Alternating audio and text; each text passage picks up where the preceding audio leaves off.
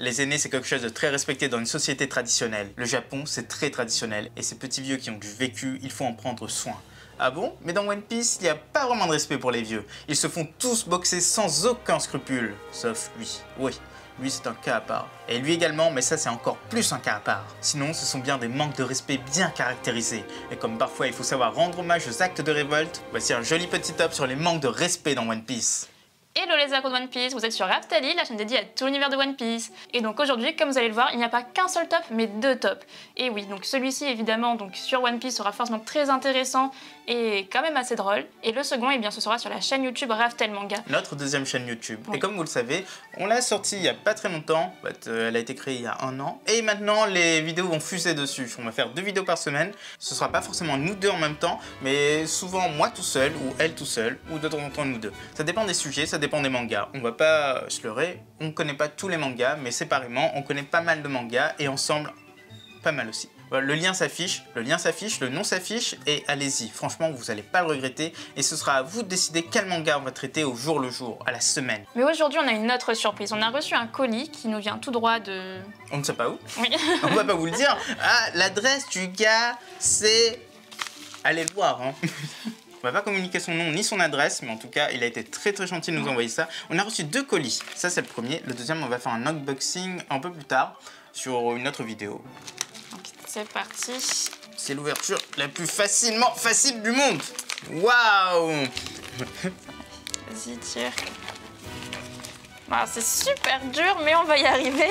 J'espère. Voilà, on a trouvé l'ouverture facile. Alors, ça sent le bois. Vas-y, je tiens en bas, tu tires. Hop là!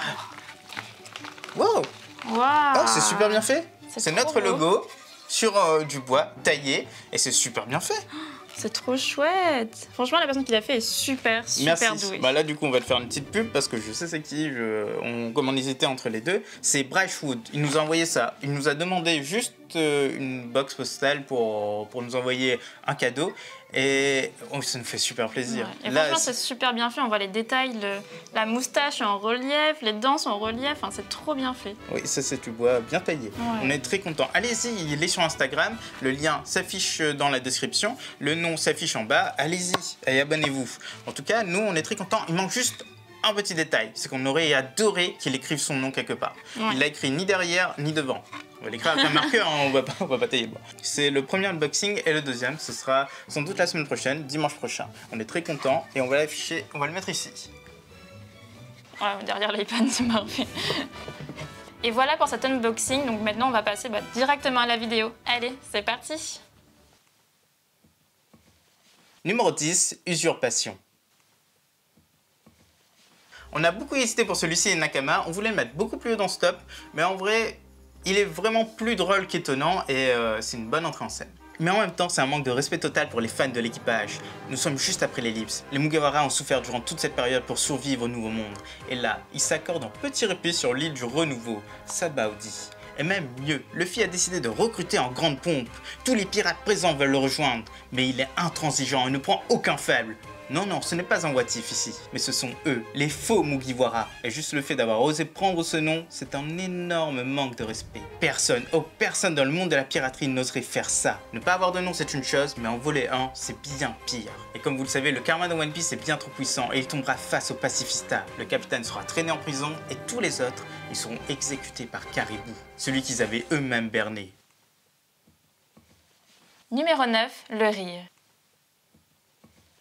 La gloire est une chose inconstante. Parfois elle est présente et d'autres fois non. Et quand on pense que rien ne pourrait nous l'enlever, et bah pouf, tout se fane. Et la gloire des Mugiwara, eh bien, elle est née à un moment bien particulier, lorsqu'ils sont frottés à Crocodile, quand ils l'ont battu, lui et son organisation. À ce moment-là, on les pensait déjà invincibles, et puis vint Jaya et Mokhtarn, cette ville infâme remplie de pirates depuis bien des années. Et sur place, Luffy et Zoro seront confrontés à de vrais énergumènes. Vanogur, Dokyu, Barbe Noire et Bellamy, ce terrifiant pirate qui aime se vanter, parler de ses réussites, de sa fierté et de sa gloire. Et sur place, il ne va pas hésiter à détruire les deux Nakama, alors que ces deux-là n'ont absolument pas bougé d'un doigt. Pour lui, il avait gagné, mais il est allé bien trop loin. Il a dépouillé un ami de Luffy, Norland Cricket. Alors forcément, ce jeune pirate est parti le chercher, et pendant que Bellamy faisait tout un cinéma, il lui écrasa le visage contre le sol. C'était une vraie humiliation.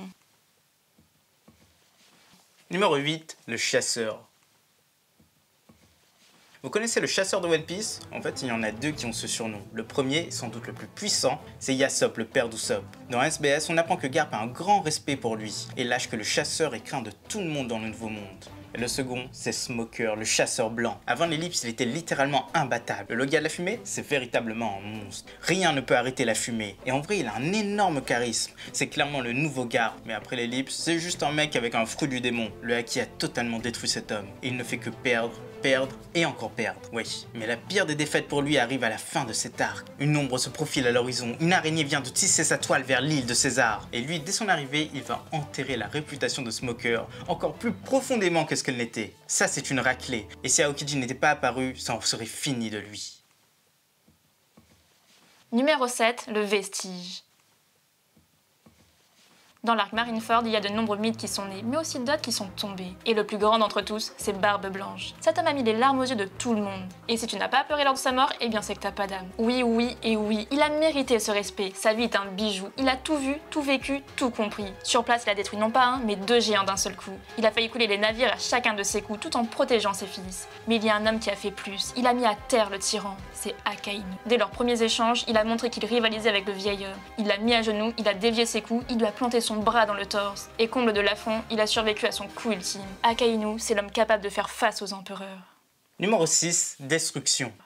Il y a un affront auquel tout le monde pense. Ah non, 2 en fait. Mais là, c'est l'un des 2, et un important d'ailleurs, la destruction d'Enies Lobby. Sur Water 7, les membres du CP9, après avoir révélé leur couverture, n'ont pas hésité à attaquer Icebar. Ils ont enlevé Nico Robin et ont fait accuser les Mugiwara. Ils les ont même mis à mal. Mais sur Enies Lobby, il y a cette fameuse scène, ce moment mythique où l'équipage fait face au CP9 et demande à Sogeking de détruire le drapeau du gouvernement. Ça, c'est le premier grand affront des Mugiwara. Le second, c'est d'avoir mis à terre tous les agents du CP9. Et le dernier, c'est l'affront que le gouvernement a fait à lui-même, la destruction entière des lieux.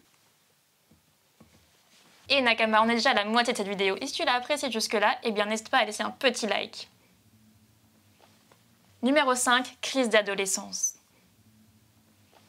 L'enfance de Luffy est l'une des plus heureuses de One Piece. Oui, ils ont perdu Sabo, mais finalement, il n'était pas mort, donc ça va. Et puis pour le reste de son enfance, ça allait quand même. Bon, ok, on met quand même de côté le moment où il se fait boxer avec un poing américain. Dans son enfance, ses frères étaient surprotecteurs avec lui, et son grand-père, même s'il était souvent absent, il faisait un rôle presque parfait. Et finalement, la déception arriva, le déchirement. Les 2 petits-enfants ont décidé de devenir pirates, l'affront suprême pour le héros de la marine. Il a vu leur déchéance dans les journaux, s'enrager à chaque nouveau fait, et lorsqu'Ace fut attrapé, il était déchiré. Il ne savait pas quoi faire jusqu'au moment où il a vu sur son chemin son petit-fils. Et qu'est-ce qu'il a fait? Eh bien, il a fermé les yeux. Son choix a été fait. Alors Luffy, lui, il lui a démonté le palais. Tiens papy, c'est pour toutes ces années, prends ça dans ta tête. Voilà un beau manque de respect.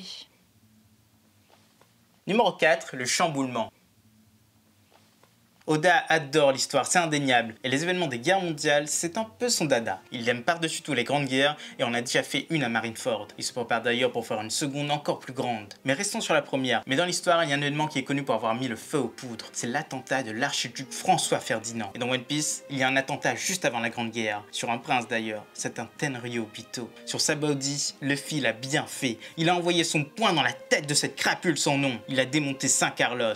Et ça, c'est pas juste un affront. C'est un manque de respect total envers le gouvernement tout entier. Une déclaration de guerre bien plus grande que de brûler le drapeau ou d'attaquer une ville entière. Les 2 seules personnes ayant fait ça auparavant sont Fisher Tiger et Shepek lui-même. Numéro 3, rébellion.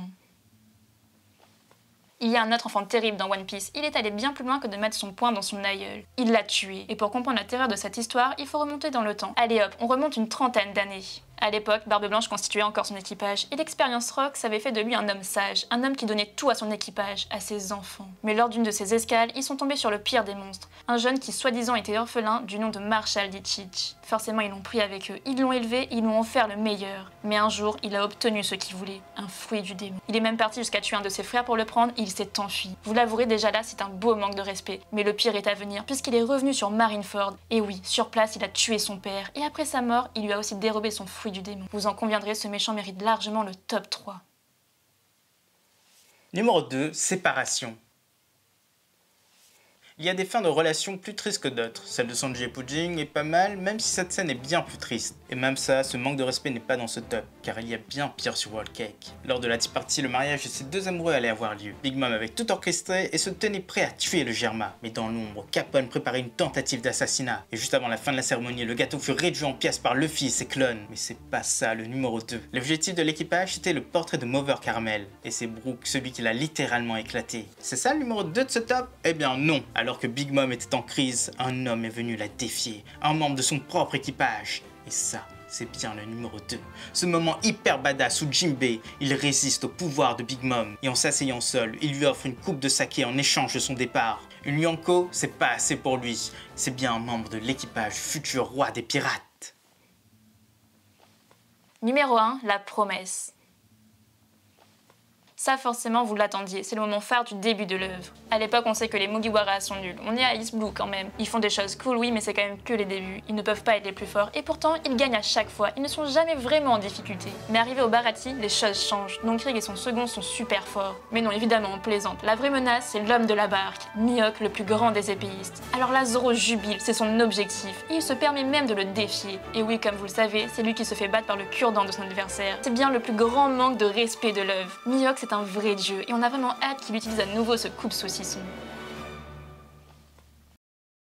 Voilà, c'est déjà la fin de ce top. On espère que ça vous a plu et encore une fois, donnez votre avis en commentaire, ça nous aide énormément. Nous, on adore ça. On aime savoir que c'est pas juste une chaîne où vous nous regardez, c'est une chaîne aussi où vous interagissez. Il y a des échanges et puis franchement, ça nous fait toujours plaisir et ça nous aide vraiment à avancer. Mais en tout cas, prolongez l'expérience et allez sur Raftel Manga. Ne l'oubliez pas, ça va aussi vous faire plaisir.